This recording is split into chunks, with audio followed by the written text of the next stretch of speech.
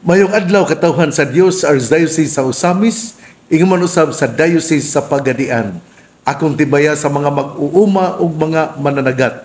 Salamat Ginoo kay nag-ulan-ulan na gyud unya ang ato nga mga mag-uuma aduna na gayoy panahon nga makatanom o ang uban tingali maka-harvest sa ilang mga gipananom. Usa salamat kaayo Ginoo. Pero hinaot pod nga kanang makontrol pod nato ang kining bitong ulan saon ka pagkontrol sa Ginoo ra man gud na gud. Unya ako pod nga pasalamat sa taga Concepcion sa ilang pagdawat kang Father Quincy Jones Ondona niadtong kagahapon.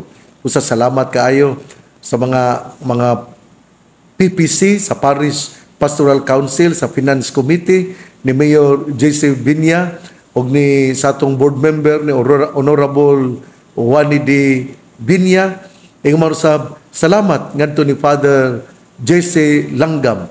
Imong gipaningkamutan gayud nga imong mahimo ang imong pagka parish priest dina sa mission station sa Concepcion, Misamis Occidental.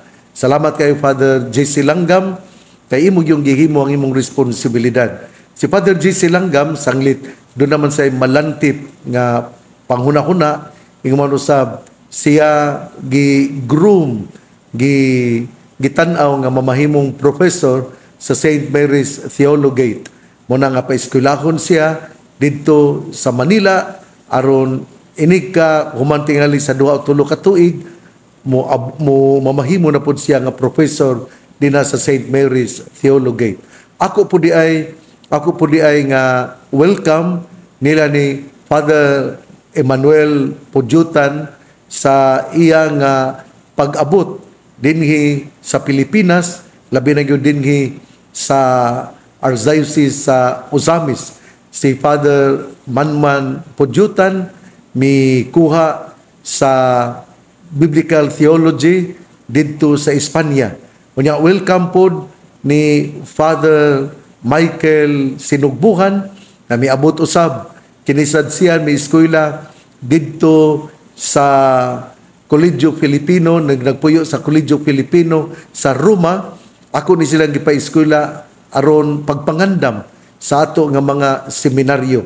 Si Father Michael Sinugbuhan alang sa college dinha sa St. John Paul II College Seminary sa Bañadero o si Father Emmanuel Manman Pudyutan ang ato usab nga gi-groom dinha sa St. Mary's Theologate o si Father J.C. Langgam gi-groom pud nato pero kining pag-eskwela nila ni Father Emmanuel Pudyutan o ni Father Michael Sinugbuhan gisuportahan gayon sa atong mga kaparian dinhi sa Archdiocese sa Osamis.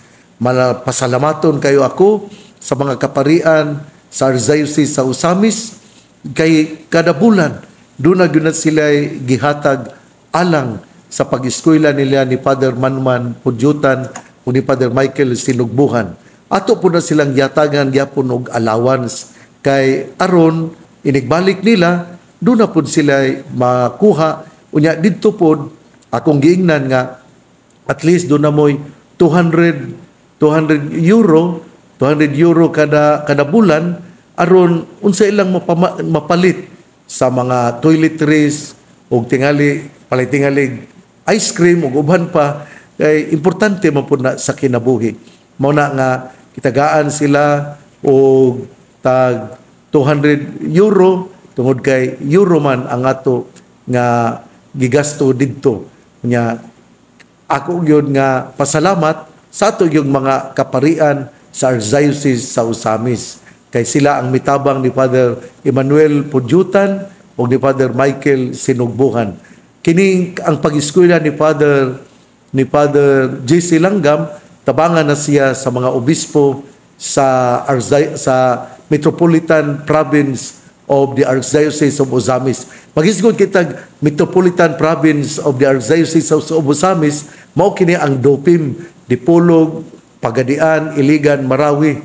Kay ang Metropolitan mauman ang Archdiocese sa Ozamis. Nya gitabangan ang pag-eskwela ni Father J.C. Langgam, pero ang allowance ang Archdiocese sa Ozamis, ang mga kaparian mao gyapon ang mitabang. Busa kamo nga namati nako labi na dinhi sa Archdiocese sa Ozamis, ang inyong pagtabang sa parokya wala gyud na mamahimo nga ninada. Kini bang wala gyud na dunay gyud na kabilinggan, wala gyud na mamahimo nga kining sayop ang inyong pagtabang sa parokya. Nakatabang usab kini sa ato nga mga kaparian nga gipaeskwela, kay sila man ang mga kaparian gikan sa Bonifacio, Santa Maria, Pangabuan, dina sa Tanggob, dina sa Tabid, dinhi sa Panyadero, dinhi sa Tinago, dina sa Labo, sa Katedral, sa Clarin, dina sa Tudela, dina sa Sinakaban, dina sa mga pari. Ang mga pari nga mga diocesan clergy of the Archdiocese sa Ozamis, sila mitabang gayud alang sa tong mga kaparian nga mo eskwela. Sa akong giingon nga tabang, financial yun ni. Not only prayers, but our priests of the Archdiocese shared their money in order that, well, it comes from the parish, but they are very much willing to share. Kay mauman ka na ang ako nga gipangayo kanila, ug sanglit masinugtanon man ang atong mga kaparian sa Archdiocese sa Ozamis, busa ako moingon ang Ginoo nakakita sa inyong mga maayong buhat, ug ang Ginoo mao mo panalangin kaninyo. Karong adlaw, Hulyo 3, mao karon adlaw Miyerkules sa ika-13 nga semana sa ordinaryo nga kalendaryo sa simbahan. Karong adlaw, piyesta ni Saint Thomas the Apostle. Muna nga martyrdom karon ni Saint Thomas the Apostle, iya karon kapistahan. O siya sa atong hinumduman nga Saint Thomas was one of the original apostles. He was a dedicated follower of Christ, and Thomas was unwilling to believe the other apostles had seen the risen Lord. He earned the title Doubting Thomas. On Christ's second apparition, Thomas saw the wounds in our Lord's hands and side and proclaimed, "My Lord, my God." As the apostles dispersed, Thomas eventually reached India. He is the patron saint of the architects. Sa tapas siya ang magwawali, ang apostoles nga miadto sa India. Muna nga Saint Thomas, salamat sa imong pagkugi. Ang atong ebanghelyo karon atong kutloon sumala sa ebanghelyo ni San Juan. Si Tomas giganlag kaluha, usa sa napulog duha ka tinun-an, wala mahiuban kanila sa pag-anha ni Hesus. Busa gisuginlan siya sa ubang mga tinun-an. Nakita namo ang Ginoo. Si Tomas mingon kanila, gawas kung makita ko og ikatapion ang akong tudlo sa inagian sa mga lansang diya sa iyang kamot, ug mahikap ko ang samad sa iyang kilid, dili ako mutuo. Human mulabay ang usa ka semana, nagtigom na usab ang mga tinun-an sulod sa lawak. O nahiuban kanila si Tomas. Gitangkahan ang mga pultahan, apan mitungha si Hesus, og mibarug sa taliwala kanilang miingon, mainyo ang kalinaw. Unya mingon siya kang Tomas, tanawa ang akong kamot, og hikapa kini. Hikapa usab ang samad sa akong kilid. Tuo og ayaw na pagduha-duha. Si Tomas mingon kaniya, Ginoo ko ug Dios ko. Unya mingon si Hesus kaniya, mituo ka ba tungod kay nakakita ka kanako? Bulahan kadtong mutuo bisan wala makakita kanako. Ebanghelyo sa atong Ginoo. Daygon ikaw o Kristo. Una sa tanan, ako yung congratulations sa tanan nga mga matuohon tungod kay ikaw nahimong bulahan sa bulahan nga bituo bisan kun wala makakita sa atong Ginoo nga physical appearance.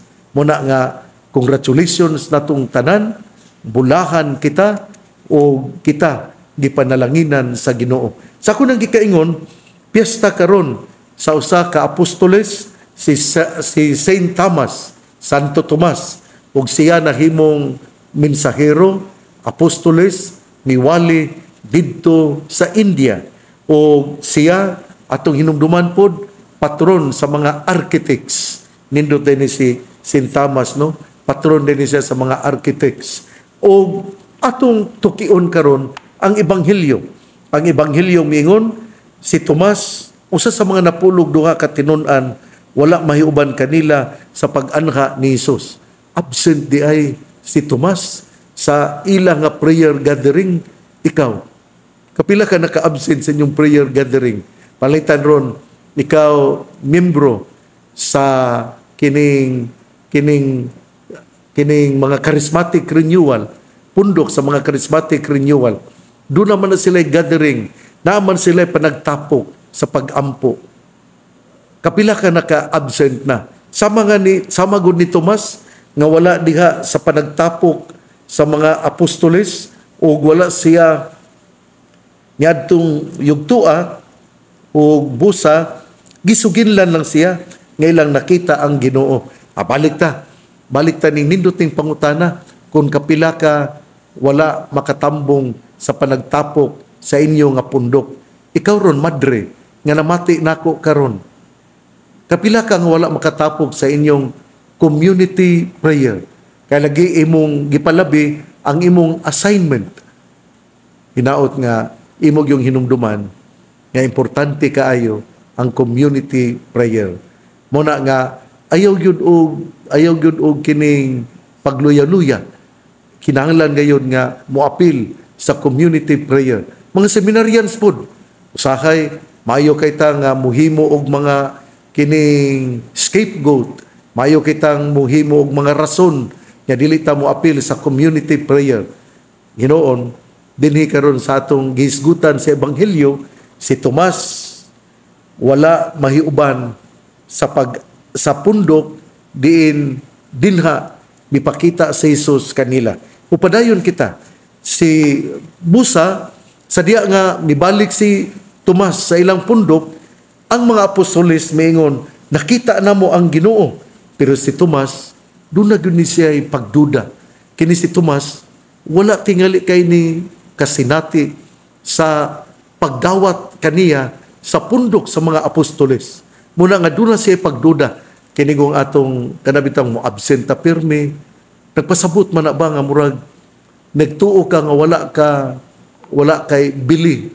Nagtuo ka nga wala ka hatagi o pagtagad. Muna nga sa mga pundok, dili kay kaganahan nga moong apil. Kaya kung parehagod na mga reunion, tagamang yung reunion, ang kanang dili mo apil, nagtuog yun na siya nga wala siya'y papel sa ilang pundok. Nagtuog yun na siya nga dili siya importante. Dili siya mo apil. Aparehapon sa panagtapok sa mga kaparian, sa archdiocese sa Usamis, kada Martes, ay noon karong kagahapon, wala mi tapok, tungod kay didto man mi sa Concepcion. Pero kanang panagtapok god, dili lang nato ingnon nga gasto kaayo. Tinuod mo yun, mangaon man ta, pero unsaon man ning kwarta, kinahanglan yun ning gastuhon. Kay kung dili nato gusto gastuhon, alang sa kaayuhan sa mga atong mga igsuon, na dili po tapunan sa Ginoo. Muna nga, nindot yun nga managtapok. Busa, gamay raman hinuon ang dili yun mo apil, narani mo. Sama ikaw ni Tomas, doon ay pagduda sa imong importante dina sa pundok. Sama ni Tomas, wala ka mubati o suod nga panagigala dinha sa imong mga kauban. O tungod ni ana, gusto lang ka nga dili mo apil. Pero welcome ka kaayo ha. Ikaw nga namati nako karon, welcome ka kaayo sa panagtapog sa mga kaparian. Ug ayaw paguna-una nga kini gausik-usik sa kwarta. Kay kini dunay katuyuan nga mao ang mamahimong masuod kita ug makasulti kita unsay ato nga gusto nga ipabuhat o ikaw makapahungaw sa imo nga kining mga pagbati nganha sa obispo. Muna nga usbon ko kung ikaw wala mutuo nining kabililhon bili sa panagtapok sa mga kaparian sa Archdiocese sa Osamis kada Martes, usba ang imong kinaiya.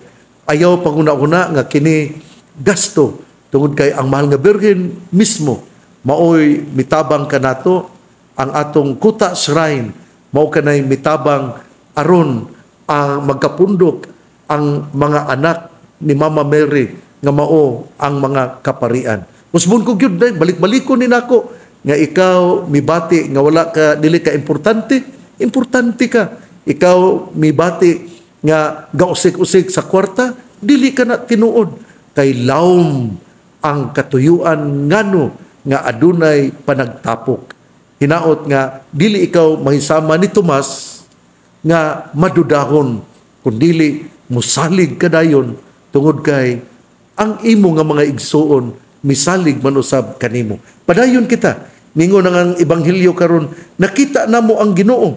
Ug si Tomas mingon gawas kun makita ko og katapion ang akong tudlo sa inagian sa mga lansang diya siyang kamot ug mahikap ko ang samad sa iyang kilid dili ako mutuo.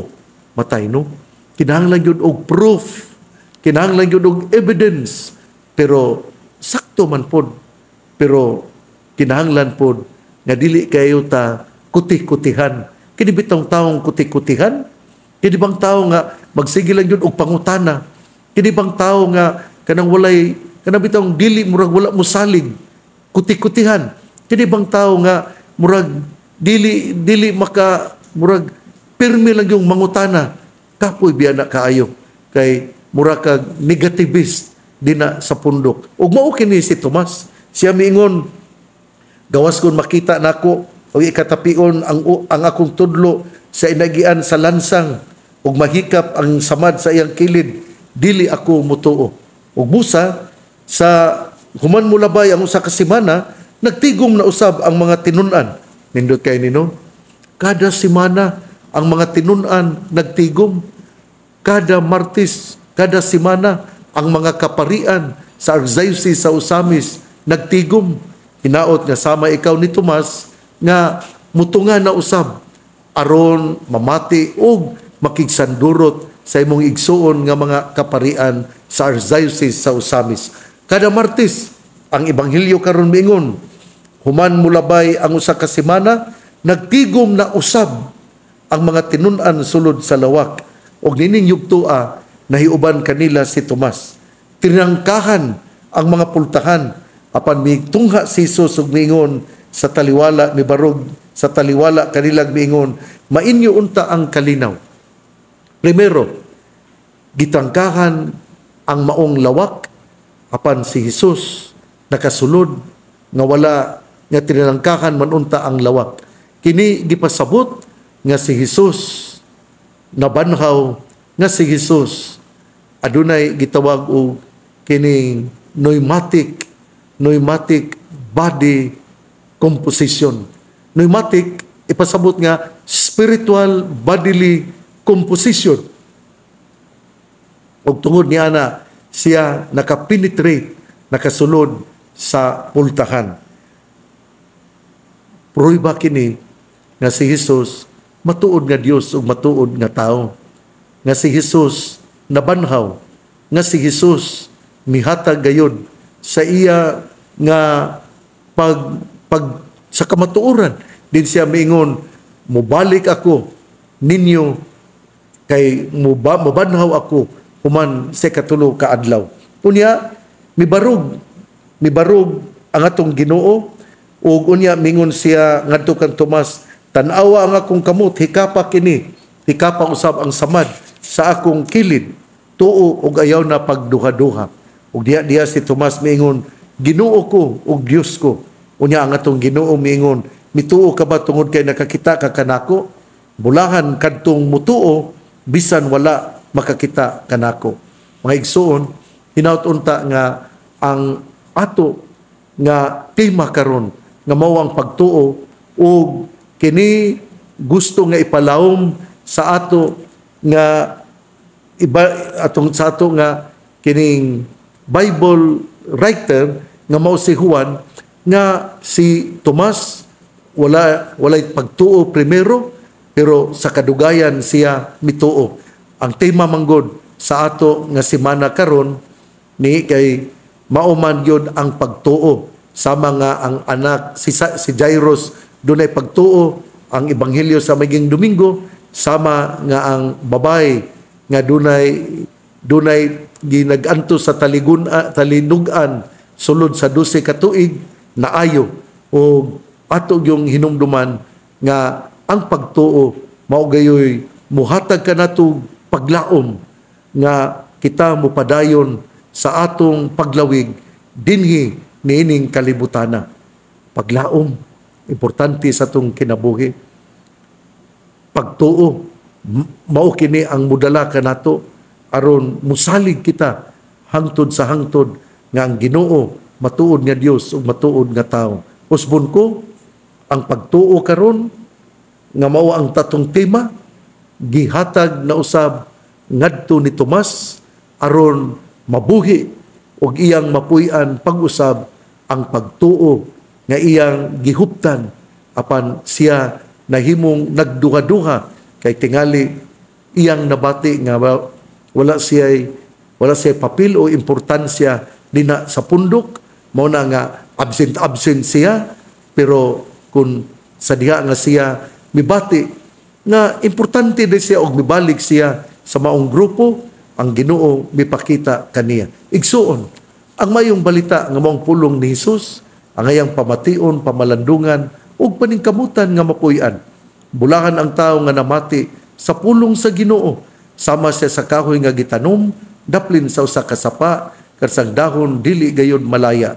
Tempo sa timbunga, siya mamunga. Igsuon, ugma na usab. Usbon ko ha, karong Hulyo 7, mauna ang una nga nobina para sa Birhen sa Kuta kay ang kapistahan Hulyo 16 man ang ato nga Pontifical Mass sa Hulyo 16 sayop day ko atong miaging Lunes ang Pontifical Mass sa Hulyo 16 alas 9 sa buntag ang sa Hulyo 15 di ay Bisperas didto sa Balyangaw muhimo ako og misa didto sa Balyangaw. Kanya inig Hulyo 17 mauna usab ang Grand Alumni didto sa Our Lady of Mount Carmel High School diin ang ila nga school director mo si Father Edgar Ponce ug ang school principal mo si Mr. Janka si Maiko Janka ug hinaot nga ang mga activities nga akong giisgutan ato gayud nga tambungan.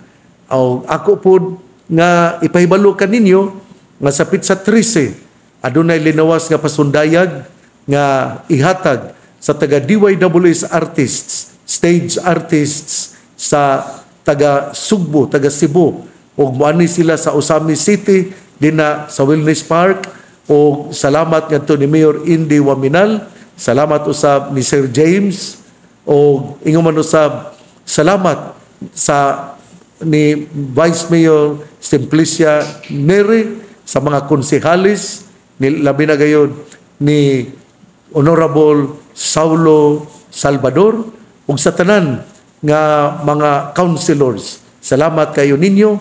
Salamat usab ni Governor Henry S. Waminal, ni Congressman Ando Waminal sa segundo distrito dinhi sa probinsya sa Misamis Occidental.